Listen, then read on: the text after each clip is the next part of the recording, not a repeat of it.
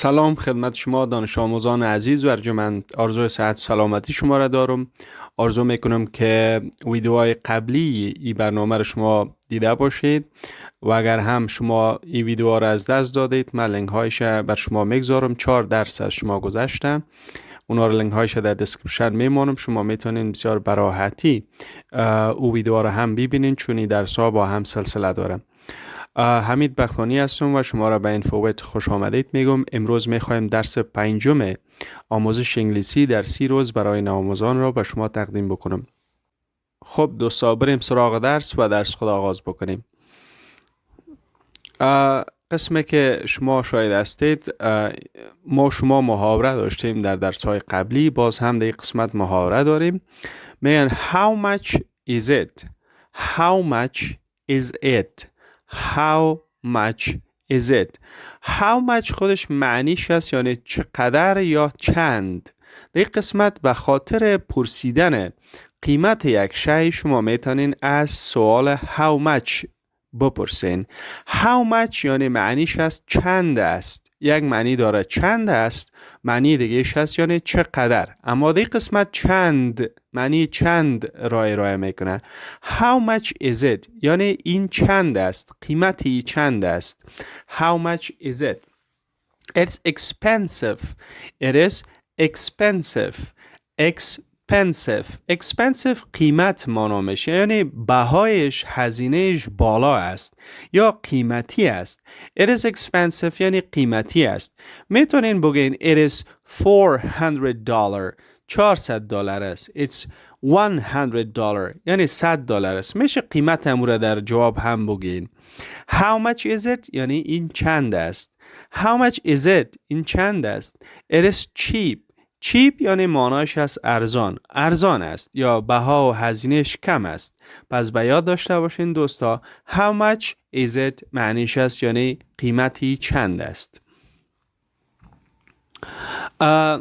Next is nationalities. Nationalities یعنی ملیت ها معنی میشه. So here are a few countries and here are a few nationalities regarding to these. اینجا تعداد از کشورها است و اینجا هم تعداد از ملیت هایش که مربوط زینا میشه. اگر شما بخواین ملیت یک شخص بپرسین یا که اونا از کجا هست، باز این سوال میپرسین Where are you from? Where are you from? Where are you from? یعنی شما از کجا هستید. Where are you from? پیش از اینکه سوال ما جواب بدیم خوب است که تعداد از کشورها را ما شما بشناسیم. مثلا میگیم افغانستان، امریکا.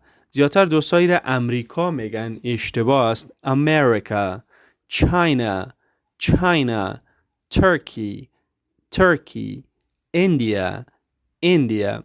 اینا ای کشورها است و ای هم ملیت هایش است. افغانستان، افغان. امریکا، امریکن. چاینا، چاینیز. ترکی، ترکش. ایندیا، ایندیان. یعنی افغانستان، افغانستان. افغان، ملیتش افغان. امریکا، امریکا. امریکن، امریکایی. چاینا، چین. چاینیز، چینایی. ترکی، ترکیه. ترکش، ترکی. ایندیا، هندوستان. ایندیان، هندی.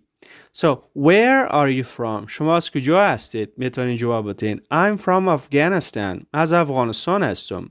یا میتونین بگیم I'm Afghan. من افغان هستم. Where are you from? I'm from America.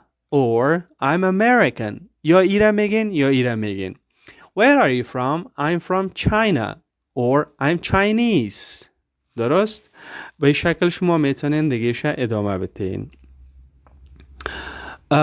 Where is he from? Where is he from? Is he from? او مرد از کجا است؟ زمانی که میخواین بپرسین که او مرد از کجا است میگین Where is he from? Where is he from? او مرد از کجاست؟ He is from India. او از هندوستان است. He is from India. او از هندوستان است. یا میتونین بگین He is Indian. او هندی است. یعنی دو گزینه دارین، یا he is from India یا میتونین he is Indian. Where is she from? Where is she from? این خانم از کجا است؟ she و خانم. Where is she from? از کجا است این خانم؟ She is from America. او از امریکا است. یا میتونین بگین she is American. او امریکایی است. She is from America or she is American. اوکی. بعد از این ما شما درس گرامر داریم. در قسمت اولین درس گرامر که من میخوایم بر شما در این سلسله درس های ارائه بکنم حروف صدادار از دوستا یا vowel letters. حروف صدادار کدام حروف هستند؟ ما 5 نوع حروف صدادار در انگلیسی داریم.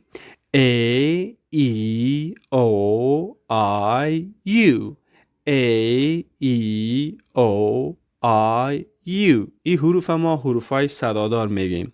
حروف صدادار کدام حروف است؟ Vowel letters create sound to words. حروف صدادار به کلمات صدا ایجاد میکنند. چرا حروف صدادار ما صدادار میگیم؟ به خاطر که حروف صدادار به کلمات صدا ایجاد میکنند. Vowel letters create ایجاد کردن. sound یعنی صدا. به کلمات صدا ایجاد میکنن. چطور مثلا؟ فرض مثال اگر ما شما این تعداد از کلمات داشته باشیم، اگر از کلمات ذیل حروف صدادار حذف شود کلمات بی صدا می شوند. مثلا book. اگر از این 2 تا حروف صدادار ما از بین ببرم این کلمه یعنی بی صدا یا ناقص میشه.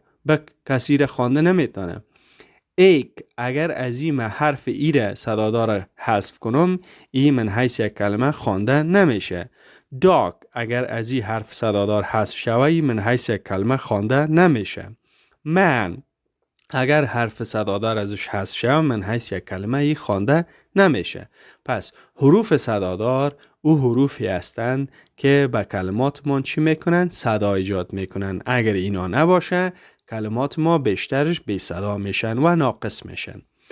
آرزو میکنم اینا را درک کرده باشین. بعدش ما شما لغت داریم. bookstore کتابخانه معنی میشه. Let's go to the bookstore.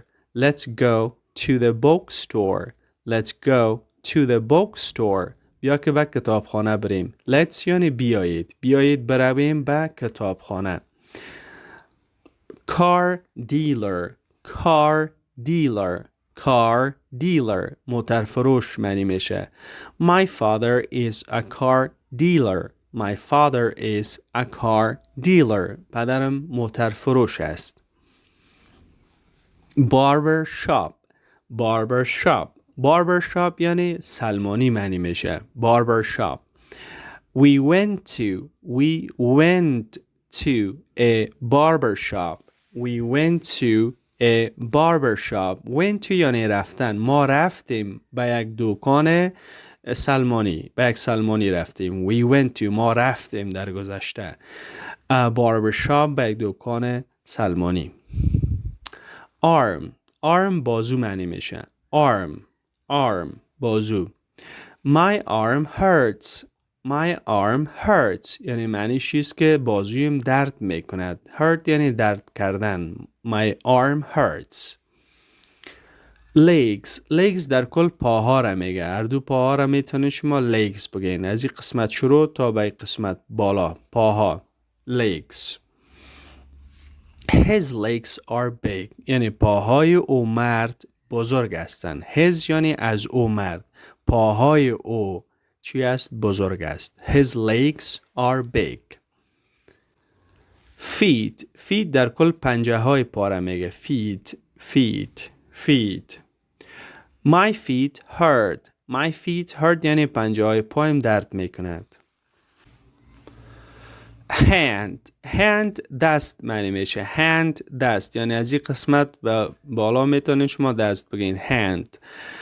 Please shake hands قول دادن معنی میشه. لطفاً قول بتین. shake hands. Please shake hands. لطفاً قول بتین. big یعنی بزرگ معنی میشه. بزرگ. It's very big یعنی بسیار بزرگ است. بسیار کلان است. small کوچک. He is small. او مرد یا او بچه یا پسر کوچک است. small کوچک. chest قفس سینه را میگه. chest یعنی قفس سینه. That is your chest. میگه او قفس سینه خودت است. That is your chest. tummy شکم معنی میشه. tummy. He has a long tummy. یعنی او مرد یک شکم دراز دارد. A long tummy. یک شکم چی دارد؟ دراز دارد. Long یعنی دراز. shoulder شانه معنی میشه. shoulder. He has wide shoulder. wide یعنی وسیع معنی میشه. او مرد شانه وسیع دارد. وسیع یا بسیار پهناور. He has wide shoulder. wide وسیع، کلان، بردار. elbow آرنج دست معنی میشه. این قسمت دست شما میتونین بگین elbow. It's an elbow. این یک آرنج دست است. It is an elbow. یک آرنج دست است. rest W silent است. rest یعنی بند دست. rest. I have rest pain. من یعنی بند دستم درد میکند. من درد دارم در بند دستم. I have rest pain. درد معنی میشه. ما و شما جملات داریم. میگیم که What do you do every day? What do you do every day? شما هر روز چه کارهایی را انجام میدهید؟ I wake up. من از خواب بیدار میشم. I eat my breakfast. یعنی چای یا صبحانه خودم میخورم. eat یعنی خوردن. دیگه کدام کارا رو میکنم؟ I drink coffee. قهوه می نوشم. I read the newspaper. اخبار می خوانم. I eat my lunch. یعنی غذای چاشت خودم می خورم. lunch غذای چاشت. I go to school. به مکتب میرم. I study یعنی درس میخونم. I watch TV یعنی تلویزیون میبینم. I exercise یعنی ورزش میکنم. ورزش میکنم. I go to bed به خواب میروم. I finish work کار تمام میکنم. کارم تمام میکنم. I drive the car رانندگی میکنم. I buy something چیزی میخرم یا چیزی خریداری میکنم. I buy something یعنی چیزی. I come home به خانه میایم.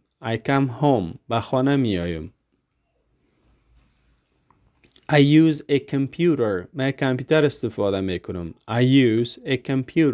کامپیوتر استفاده میکنم. I send email ایمیل روان میکنم. I listen to music به موسیقی گوش میکنم. I change my clothes لباسایم تبدیل میکنم. I eat my food غذایم میخورم. I wash the dishes ظرفا میشویم. ظروف میشویم. I help my mother مادرم کمک میکنم. مادرم کمک میکنم. I clean my room اتاقم پاک میکنم. اتاقم پاک میکنم. I play games گیم ها را بازی میکنم. گیم ها را بازی میکنم. I take a شاور میگیرم. I brush my teeth دندانایم برس میکنم. دندانایم برس میکنم. I call my friends به دوستایم زنگ میزنم. و این هم پایان روز پنجم. دوستای نهایت عزیز، اگر سوال مشکل چیزی داشتین لطف کنین ما لینک های گروپ تلگرام ما و همچنان از واتساپ ما میگذارم در دسکریپشن. شما میتونید سوالاتتان بسیار به راحتی از ما بپرسین. سابسکرایب نیز فراموش نکنین. دوستای نهایت عزیز، خوش خندان باشین.